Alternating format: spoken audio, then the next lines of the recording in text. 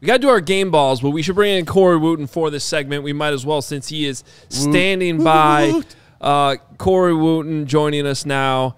And Woot, I guess we got to hand it to Braggs and Carm. They were right. We were wrong about this. Just didn't see it.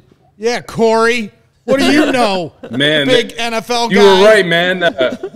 Hey, brick by brick, right? That's what they did at Gillette Stadium, baby. That's how we do it. Bricks. Go to work every day, right? Go to work. And they went to work tonight.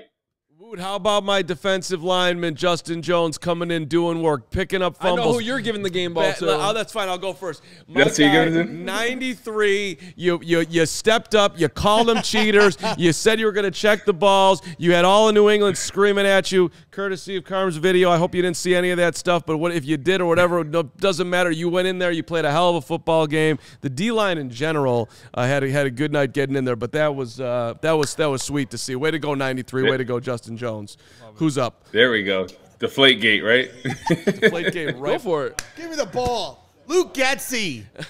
You're really building this offense. Putting faith in Justin Fields on third down multiple times on third and long, giving him an opportunity to make plays. The wide receiver screen to Khalil Herbert, fantastic play call. The quarterback designed runs, a nice wrinkle into this offense, gives Justin Fields another added weapon into this, not just scrambling and running for his life. The balance from run to pass. The final drive to seal the game.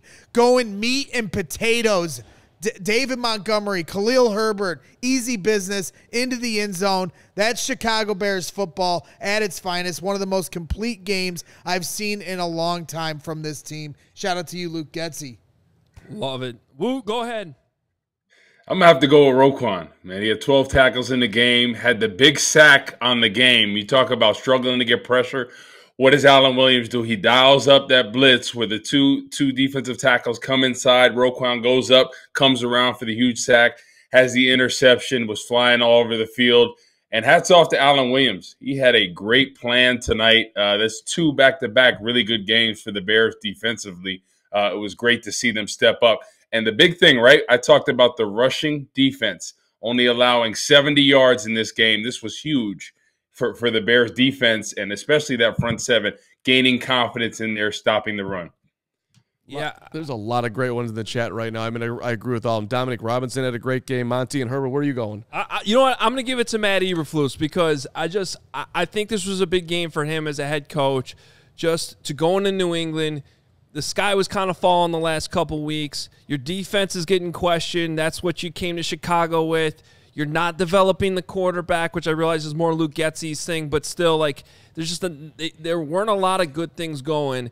And he goes into the mini bye and he says, we're going to spend this time making corrections, figuring out what's wrong.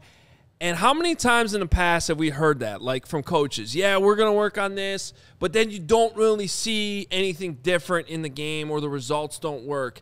And so not only from an actual, like, turn on the film, see corrections made, and, oh, by the way, they worked. Against Bill Belichick, though, also, like, that counts for something. And then we always talk about the buy-in, too, when the new coach coming in. And I think when you start to lose and you hear players like Justin Fields question after the Washington game, like, I'm so tired of being close. Like, we have to see the results. To actually get that result, I just think is big for Matt Eberflus as he continues to try to get this thing moving in the right direction. Like, and like I've said all along, like, they don't have to turn this into like a 5-game winning streak or anything. I don't think anybody's expecting that to happen, but you have to have wins along the way, right? Like, you've been in these locker rooms. If you're in a season like this where everyone kind of knows you're not really trying to win a Super Bowl, you still need to have wins along the way to have the buy-in with the coaching staff.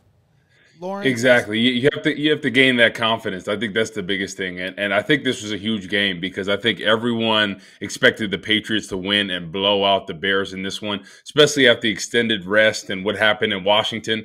I mean, people were talking about the Bears as the laughingstock of the league because they were saying, oh, arguably these are the two of the worst teams, the Commanders and the Bears, and the Commanders won. So it was great to see them. You know, anytime you can get a win at a hostile place playing against Bill Belichick and company, it doesn't matter what year it is. You know they're always going to compete every week, and they're going to have a great game plan.